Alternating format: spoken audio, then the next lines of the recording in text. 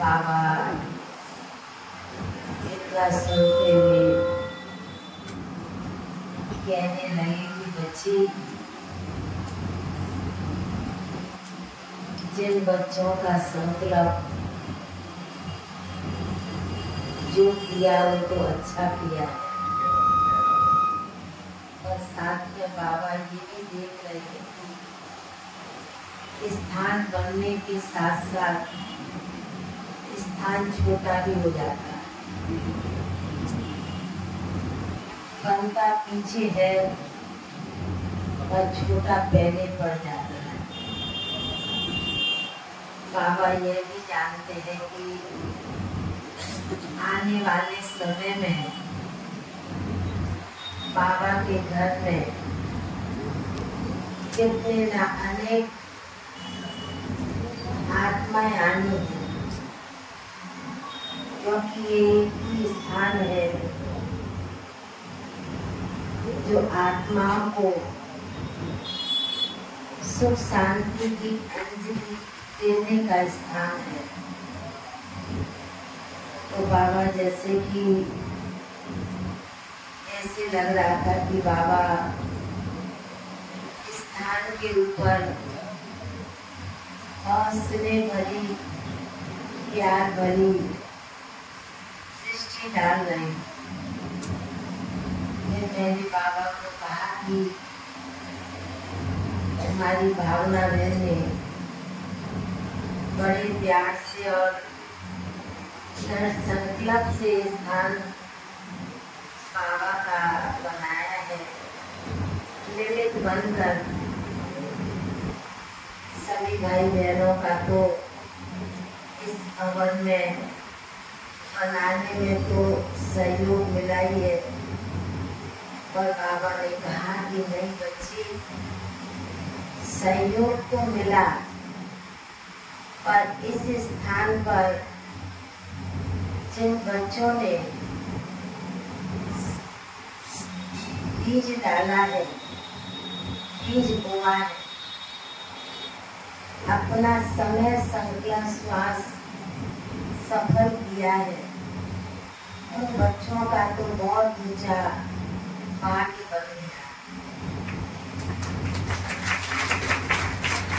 क्योंकि आने वाले समय में जो आत्मा इस स्थान पर आएगी और सुख शांति का अनुभव करेगी, तो उनकी दुआएं जिन बच्चों ने इस स्थान पर लगाया है, अपना सफल किया है, उसका भाग्य भी उन बच्चों को प्राप्त होगा। बाबा जी बच्चों का विशेष भाग्य और दृढ़ संकल्प देख रहे हैं।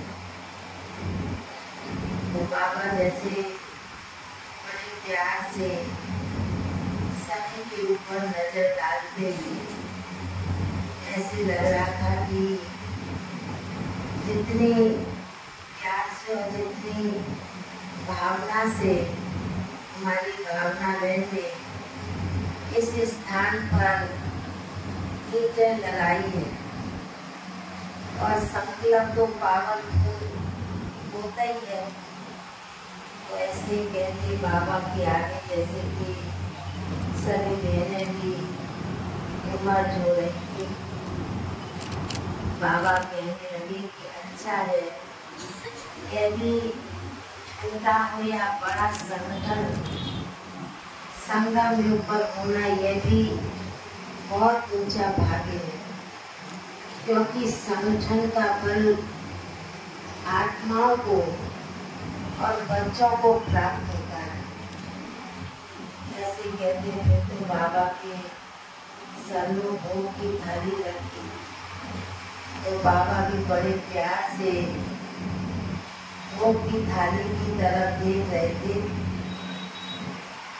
बाबा ने कहा कि यह नगरी तो यूपी की धरनी तो है ही, विशेष सप्तमी राज्य की याद दिलाने की, इसलिए भोग भी बच्चों ने इसी प्रकार बनाया है क्योंकि भोग खिलाने की प्रथा 56 प्रकार के 36 प्रकार के अनेक प्रकार के भोग खिलाने की प्रथा जो भक्ति से चली है।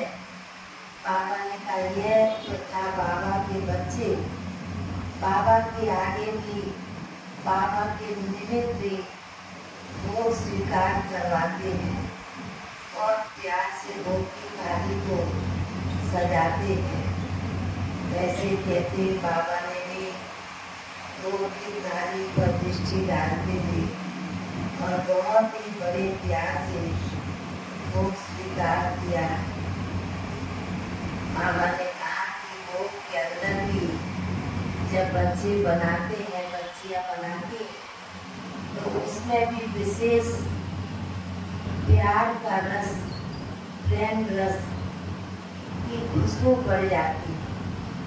तो बाबा ने कहा जहाँ खुशबू होती है प्यार होता है तो वहाँ क्या होता है?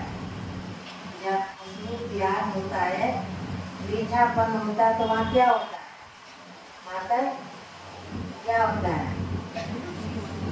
चींटियाँ भी एक दूसरे को साथ में लेके आती है। तो बाबा ने कहा वह तो स्थूल जीव जंतु को काटने का काम करते हैं और आप बाबा के बच्चे एक दूसरे को प्रेम रस और कौन सा रस बताओ? प्रेम रस और दूसरा सूफी रस। बाबा तो बच्चों को सूफी रस पिलाएगा ना। तो बाबा ने कहा प्रेम रस और सूफी रस पी के बच्चे भी अपने आप में भरपूर और तृप्त हो जाते हैं। तो फिर तो बाबा ने बड़े प्यार से वो भी स्वीकार कराया, अन्य आत्माओं को भी और फिर तो सभी बहनों को भी आप सभी भाई बहनों को भी बहुत बहुत सी बड़ी यात्रा की बाबा का याद करने का